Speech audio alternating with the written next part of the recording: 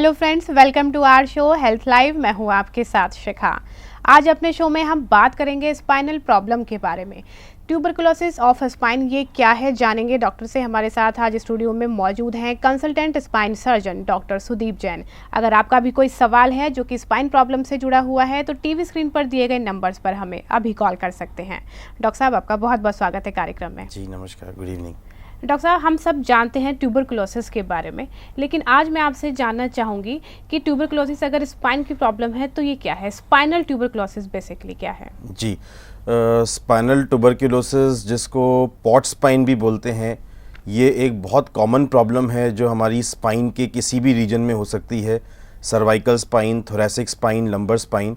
और आपको शायद जानकर के थोड़ा ताज्जुब होगा कि चेस्ट ट्यूबरकुलोसिस के बाद spinal tuberculosis most common site है ट्यूबरकुलोसिस के लिए, और इसका इंसिडेंस और प्रेवलेंस बहुत तेज़ी से बढ़ रहा है। इनफैक्ट इस तरीके की प्रेडिक्शंस हैं कि शायद कुछ टाइम बाद चेस्ट ट्यूबरकुलोसिस दूसरे नंबर पे होगा और कॉमनेस्ट साइट ट्यूबरकुलोसिस की स्पाइनल टीबी रहेगा। बोन एंड जॉइंट टीबी या ऑस्टियो आर्टिकुलर ट्यूबरकुलोसिस जिसको बोलते हैं, उसमें मोस्ट कॉमन साइट जो इन्वॉल्व होती है वो हमारी स्पाइन इन्वॉल्व होती है। इसके कुछ कैरेक्टरिस्टिक फीचर्स हैं जो हमारी चेस्ट ट्यूबरकुलोसिस से काफ़ी डिफरेंट हैं, और ये कई तरीके से मैनिफेस्ट करती है डिपेंडिंग ऑन कि किस लेवल ऑफ स्पाइन को इन्वॉल्व कर रही है। जी बिल्कुल, जैसे आपने बोला कि काफ़ी कॉमन है ये प्रॉब्लम, और चेस्ट ट्यूबरकुलोसिस के बाद ये लगभग सेकंड नंबर पर अभी आ रही है, लेकिन शायद नंबर 1 पर भी पहुंच जाए। तो बेसिक इसकी क्या रीज़न है? ऐसा क्या काउज है जो इतनी बढ़ती जा रही है ये प्रॉब्लम, स्पेशली इंडिया में? जी, स्पाइनल ट्यूबरकुलोसिस का इंसिडेंस बढ़ने के कई कारण हैं। चेस्ट ट्यूबरकुलोसिस का इंसिडेंस थोड़ा कम हो रहा है। इवन गांवों में, देहातों में अब चूल्हे का, अंगीठियों का प्रचलन कम हो रहा है। हुक्के कम हो रहे हैं। सारा दिन जो बुज़ुर्ग लोग हुक्के सुलगाते रहते थे वो चीज़ अब कम हो रही है। इम्यूनो डेफिशिएंसी एक कॉमन कारण है स्पाइनल ट्यूबरकुलोसिस की बीमारी इंक्रीज़ होने का। हमारे खान पान, डाइट में काफ़ी चेंजेस हो रहे हैं। काफ़ी स्ट्रेसफुल लाइफस्टाइल है। कहीं ना कहीं ये बॉडी की इम्यूनिटी को अफेक्ट करता है। HIV, एड्स और इस तरीके की कई बीमारियों का प्रचलन बढ़ रहा है जो हमारी बॉडी की इम्यूनिटी को अफेक्ट करते हैं, और इसी अनुपात में स्पाइनल ट्यूबरकुलोसिस का इंसिडेंस काफ़ी तेज़ी से बढ़ रहा है, और ये एक ख़तरनाक बीमारी भी हो सकती है। जी बिल्कुल। तो दर्शकों, जैसा कि डॉक्टर साहब आज हमें बता रहे हैं स्पाइनल ट्यूबरकुलोसिस के बारे में, तो अगर आपका भी कोई सवाल है स्पाइन यानी रीढ़ की हड्डी से जुड़ा हुआ, तो टीवी स्क्रीन पर दिए गए नंबर्स पर हमें अभी कॉल कर सकते हैं। डॉक्टर साहब, रीजंस आपने बताए कि क्यों ये काफ़ी बढ़ रहा है। अगर हम बात करें इन्फेक्शन की, तो इसका इन्फेक्शन किस तरीके से स्प्रेड होता है? क्या ये एक नॉर्मल टीबी के पेशेंट से कुछ डिफरेंट होता है या सिमिलर रहता है? जी, चेस्ट ट्यूबरकुलोसिस जिस तरीके से स्प्रेड करता है स्प्यूटम के थ्रू, एरोसोल ट्रांसमिशन होता है। स्पाइनल ट्यूबरकुलोसिस उस तरीके से नहीं स्प्रेड करती है। शरीर में कोई ना कोई लेटेंट इन्फेक्शन होता है। जब भी बॉडी की इम्यूनिटी या न्यूट्रिशन जब डिप्राइव होता है, स्ट्रेस बढ़ता है बॉडी में, कोई लंबी बीमारी है, कोई क्रॉनिक इलनेस है, इम्यूनो कॉम्प्रोमाइज स्टेट है, डायबिटिक पेशेंट हैं, कंट्रोल नहीं किया हुआ है डायबिटीज़, जैसे ही कहीं बॉडी की इम्यूनिटी डाउन जाती है तुरंत ट्यूबरकुलोसिस इन्फेक्टिव रूप धारण कर लेता है, और ज़्यादातर ब्लड सर्कुलेशन के थ्रू हमारी वर्टिब्रल कॉलम या स्पाइन को अफेक्ट करता है। जी बिल्कुल, आपने यहाँ पर लेटेंट ट्यूबरकुलोसिस का जिक्र किया, तो ये इन्फेक्शन किस तरह का होता है? जी, ट्यूबरकुलोसिस बहुत कॉमन इन्फेक्शन है। ट्यूबरकुलोसिस के जो बैक्टीरिया हैं, माइकोबैक्टीरियम ट्यूबरकुलोसिस और इस तरीके के कई और बैक्टीरिया हैं जो ट्यूबरकुलोसिस कॉज करते हैं, वो हमारी एनवायरनमेंट में चारों तरफ व्याप्त हैं। ये इन्फेक्शन हमें उम्र के शुरुआती पड़ाव में, चाइल्डहुड में ही हर किसी को हो जाता है। ये एक तरीके से वायरल इन्फेक्शन की तरह आप समझ सकते हैं कि एक यूनिवर्सल इन्फेक्शन है जो कभी ना कभी किसी ना किसी को अर्ली एज में हो चुका है। मैनिफेस्ट नहीं करता है। ज़्यादातर लोगों में वो एक डॉर्मेंट या लेटेंट इन्फेक्शन की तरह बॉडी में ताउम्र इंडोलेंट या सुषुप्त अवस्था में पड़ा रहता है। केवल जब इम्यूनिटी डाउन होती है, स्ट्रेस इंक्रीज़ होता है, न्यूट्रिशन डिप्राइव होता है, या कोई क्रॉनिक इलनेस डेवलप होती है बॉडी में, तब वो मैनिफेस्ट करता है और एक डिजीज़ का रूप धारण करता है। जी, बिल्कुल। डॉक्टर साहब, अगर स्पाइनल ट्यूबरकुलोसिस के सिम्पटम्स मैं आपसे जानना चाहूँ तो क्या सिम्पटम्स रहते हैं? जैसे कि फ़ीवर होता है या नाइट स्वेटिंग भी बोला जाता है कि होती है, तो इसी तरह के सिम्पटम्स रहते हैं तो हम बोल सकते हैं कि स्पाइनल ट्यूबरकुलोसिस की जी प्रॉब्लम है? जी जी स्पाइनल ट्यूबरक्लोसिस के कुछ जो कॉन्स्टिट्यूशनल या जनरल सिम्टम्स हैं वो तो चेस्ट ट्यूबरक्लोसिस की तरह ही रहते हैं। शरीर का वजन गिरना, एकदम से शरीर में काफ़ी कमज़ोरी आना, जनरलाइज वीकनेस फील करना, एकदम से वेट फॉल होना, भूख गिर जाना, भूख कम हो गई, खाने का मन ही नहीं करता है, वॉमिटिंग, लो ग्रेड फीवर, ज़्यादातर हाई ग्रेड फीवर नहीं होता है, हल्का हल्का बुखार होता है और शाम के टाइम ज़्यादा होता है, पेन स्पाइन में, बैकबोन में पेन होना और ख़ास तौर पे रात के टाइम ज़्यादा होना जिसको नाइट क्राइज बोलते हैं, स्टिफनेस आना, बैकबोन एकदम स्टिफ हो जाती है, बेंड नहीं कर पाते हैं, मूवमेंट्स लूज़ होने लगती हैं।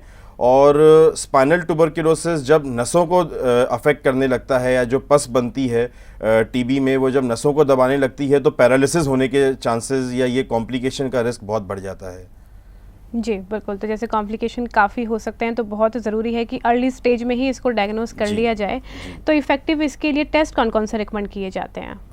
स्पाइनल ट्यूबरक्लोसिस के लिए रूटीन ब्लड इन्वेस्टिगेशंस रहती हैं जिसमें हम total leukocyte count, differential leukocyte count, ESR, CRP जैसे कई टेस्ट कराते हैं इन्फेक्टिविटी देखने के लिए कि डिज़ीज़ का बॉडी में इन्फेक्टिव लोड कितना है, ये इन्फेक्शन कितना फैला हुआ है या कितनी सीवियर फॉर्म में मैनिफेस्ट कर रहा है।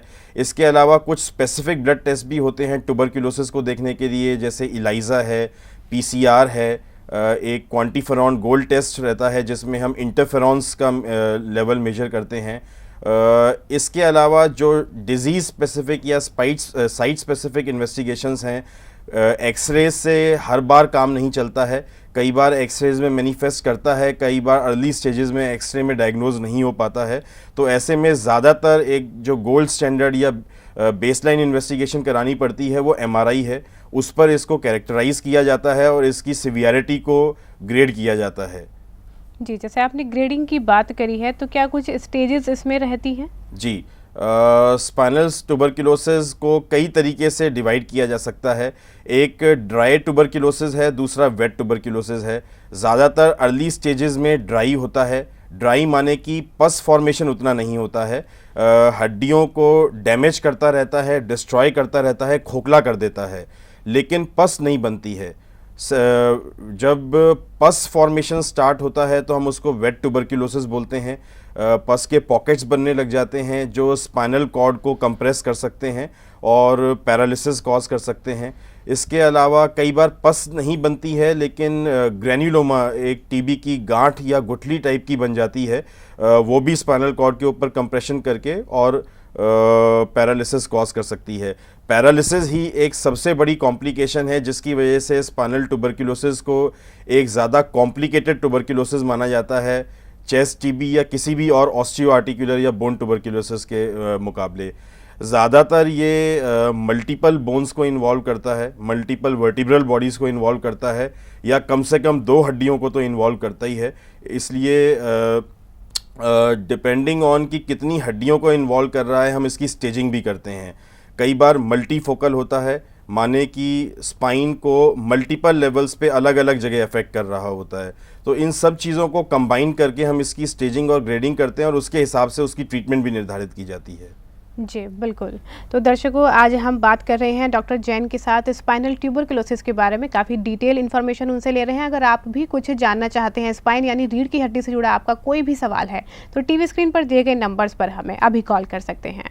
डॉक्टर साहब, आपने जिक्र किया ट्रीटमेंट के बारे में कि डिपेंड करता है कि कौन सी स्टेज है, ग्रेडिंग कौन सी दी गई है, तभी ट्रीटमेंट दिया जाता है। तो किस तरह का ट्रीटमेंट रहता है? मेडिकेशन रहता है, सर्जरी रहती है? जी, ट्यूबरक्लोसिस जैसे चेस्ट टीबी उस तरीके से स्पाइनल ट्यूबरक्लोसिस या पॉट स्पाइन का बेसिक ट्रीटमेंट एंटी ट्यूबरक्युलर कीमोथेरेपी ही है। ये एक गोल्ड स्टैंडर्ड ट्रीटमेंट है। जो फ़र्क सिर्फ इतना है कि जैसे चेस्ट टीबी में ट्रीटमेंट 6 महीने, 8 महीने, 9 महीने के आसपास चलता है, स्पाइनल ट्यूबरक्लोसिस का ट्रीटमेंट काफ़ी लंबा चलता है, कम से कम 1.5 से 2 साल तक। ये कीमोथेरेपी ज़्यादा लंबी चलती है। इसमें 4 ड्रग तो हमारे फर्स्ट लाइन ड्रग्स होते हैं, और इसके अलावा हम depending on severity of infection उसमें कुछ और मेडिसिन्स एड ऑन या इंजेक्शंस एड ऑन करके उसको ट्रीट करते हैं। प्राइमरीली मेडिकल ट्रीटमेंट ही है, बट सर्जरी की रिक्वायरमेंट कब होगी ये डिपेंड करता है स्पाइनल कॉर्ड के कंप्रेशन के ऊपर। अगर सफिशिएंट वर्टिब्रल बॉडी का डिस्ट्रक्शन हो चुका है, हड्डी कोलैप्स हो गई है, दब गई है, नसों को दबा रही है, या पस फॉर्मेशन है, पस का टेंस बड़ा पॉकेट बना हुआ है, स्पाइनल कॉर्ड को कंप्रेस कर रहा है, ब्लड सर्कुलेशन चोक कर रहा है, या ग्रेन्युलोमा फॉर्मेशन हो रहे हैं, तो ऐसे में एंटी ट्यूबरक्युलर कीमोथेरेपी के अलावा सर्जरी की इंडिकेशन रहती है। पैरालिसिस डेवलप होने का रिस्क काफ़ी हाई रहता है। हमें सर्जिकली स्पाइन को डीकम्प्रेस करना होता है, और साथ में जो एंटी ट्यूबरक्युलर कीमोथेरेपी ATT जिसको बोलते हैं, वो तो बेसलाइन ट्रीटमेंट है ही। जी बिल्कुल, तो चलिए सर्जरी और ATT दोनों के ही बारे में आपसे जानूंगी, लेकिन फ़िलहाल रुकते हैं एक ब्रेक के लिए। दर्शकों, अभी हमारे शो पर वक्त हुआ है एक ब्रेक का, लेकिन ब्रेक के बाद भी आप हमारे साथ अपनी प्रॉब्लम से शेयर कर सकते हैं। रीढ़ की हड्डी से जुड़ा कोई भी आपका सवाल है तो हमें कॉल कर सकते हैं। देखते रहिए हेल्थ लाइव। इस ब्रेक के बाद जल्द हाजिर होते हैं।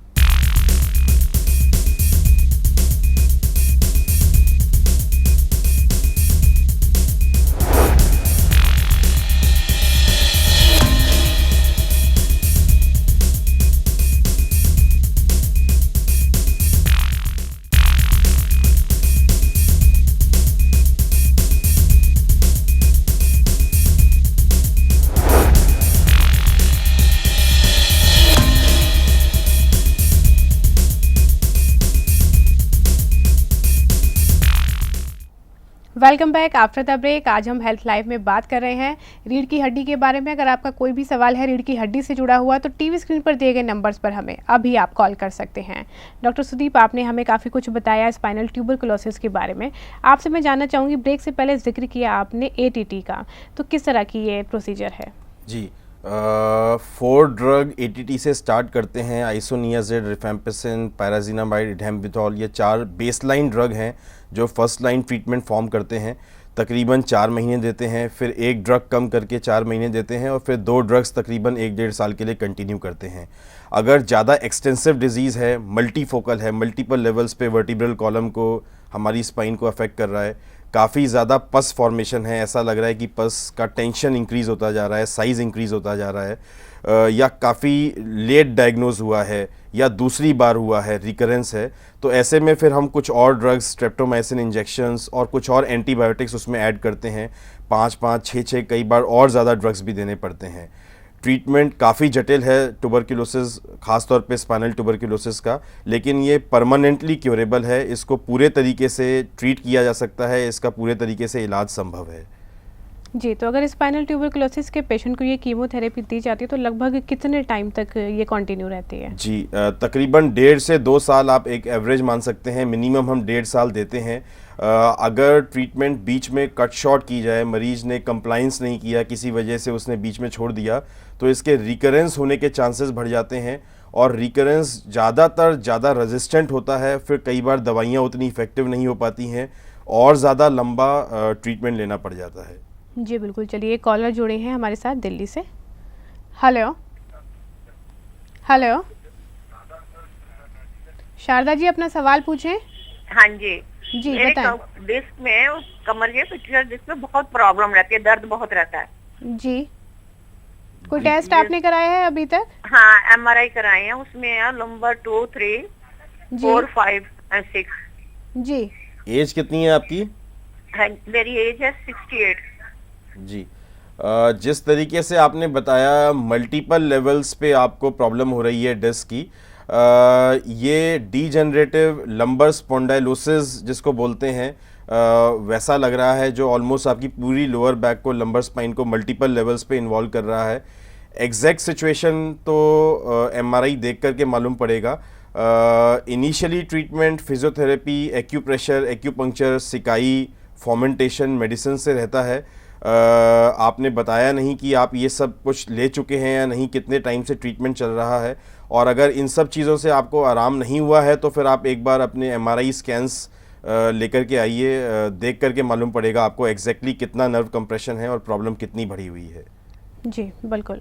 डॉक्टर साहब, जैसे आपने बताया कि लगभग 1.5 से 2 साल तक इसका ट्रीटमेंट चलता है। एक नॉर्मल ट्यूबरकुलोसिस में होता है कि बीच में गैप नहीं होना चाहिए ट्रीटमेंट में, अदरवाइज़ शुरू से दोबारा से शुरू करना जी, पड़ता है। जी। क्या इसी तरह की जो चीज़ें हैं वो इसमें भी ये कंटिन्यू करती हैं? जी, ये बहुत इम्पॉर्टेंट है ट्यूबरकुलोसिस के पेशेंट को। कोई भी ट्यूबरकुलोसिस हो ये ना, ये स्पाइनल ट्यूबरकुलोसिस के ऊपर भी लागू करता है। जब भी मरीज़ हमारे पास फॉलोअप में आता है, हम उसको समझाते रहते हैं कि इसमें कोई नागा नहीं होनी चाहिए। ये बहुत इम्पॉर्टेंट है। ये ट्रीटमेंट का कैरेक्टरिस्टिक है कि अगर आपने साल भर लेकर के भी ट्रीटमेंट 15-20 दिन के लिए छोड़ दिया, तो आप ये समझ लीजिए कि वो आपका 1 साल ज़ीरो हो गया। हो सकता है आपको दोबारा से पूरी एटीटी कीमोथेरेपी दोबारा शुरू से स्टार्ट करनी पड़े, क्योंकि ट्यूबरकुलोसिस के साथ ये बहुत कैरेक्टरिस्टिक फीचर है कि अगर इसको पूरे तरीके से एलिमिनेट नहीं किया जाता है, इसको हम बल्कि कई बार ओवर ट्रीट भी करते हैं। हम कई बार 2-4 महीने एक्स्ट्रा कीमोथेरेपी भी देते हैं कि अगर इसमें थोड़ा बहुत भी कीटाणु रह जाता है तो उसके रीएक्टिवेशन के चांसेस बहुत बढ़ जाते हैं। कभी भी बॉडी की इम्यूनिटी डाउन हुई, कभी भी आप बीमार पड़े, आपकी डाइट में न्यूट्रिशन में कमी आई, किसी भी वजह से बॉडी में कोई भी फिज़िकल या मेंटल स्ट्रेस रहा, इसके रीएक्टिवेट होने के चांसेस बहुत ज़्यादा बढ़ जाते हैं। इसलिए ये एक बेसलाइन पॉइंट है जो हम हर मरीज को हर विज़िट पे स्ट्रेस करते रहते हैं कि आप एक भी डोज मत मिस कीजिएगा। जी, बिल्कुल। डॉक्टर साहब, आपने सर्जरी का भी ज़िक्र किया था, तो आपसे जानना चाहूँगी कि सर्जरी का प्रोसीजर क्या है? किस स्टेज में किस तरीक़ा से सर्जरी की जाती है? जी, जी। स्पाइनल ट्यूबरकुलोसिस कई बार काफ़ी डेंजरस रूप धारण करती है। कई बार जानलेवा भी हो सकती है और पैरालिसिस होने के चांसेस बहुत बढ़ जाते हैं स्पाइनल ट्यूबरकुलोसिस में, क्योंकि वहाँ से हमारी मेन नस स्पाइनल कॉर्ड पास कर रही है। हमारे लोअर बैक लंबर स्पाइन में ट्यूबरकुलोसिस कॉमन है, लेकिन उतनी जल्दी पैरालिसिस कॉज नहीं करता है। लेकिन जैसे जैसे हम ऊपर की तरफ जाते जाते हैं, हमारी थोरेसिक स्पाइन या चेस्ट वॉल में या हमारी सर्वाइकल स्पाइन में, गर्दन की नाड़ का जो ट्यूबरकुलोसिस है, पैरालिसिस करने के मामले में ज़्यादा खतरनाक साबित होता है। पैरालिसिस कई वजह से हो सकता है। अगर पस बनती जा रही है, पस का प्रेशर इंक्रीज़ होता जा रहा है, तो वो डायरेक्ट कंप्रेशन करता है हमारे स्पाइनल कॉर्ड के ऊपर, नसों के ऊपर, उसकी ब्लड सर्कुलेशन को चोक करता है और धीरे धीरे करके हमारी स्पाइनल कॉर्ड कंप्रेस होती जाती है, सूखती जाती है। इसके अलावा कई बार पस नहीं भी बनती है, हड्डियां कोलैप्स होने लग जाती हैं, कंप्रेशन करती हैं स्पाइनल कॉर्ड के ऊपर कोलैप्स होकर के। इसके अलावा एक तीसरी वजह वास्कुलाइटिस या वास्कुलर ट्यूबरकुलोसिस बोलते हैं। इन्फेक्शन की वजह से जो ब्लड वेसल्स हैं हमारे स्पाइनल कॉर्ड की, वो चोक हो जाती है, डायरेक्ट उनकी सर्कुलेशन को बंद कर देता है वास्कुलाइटिस करके। कई बार एक्यूट ऑनसेट फ्लैसिड पैराप्लीजिया जिसको बोलते हैं, या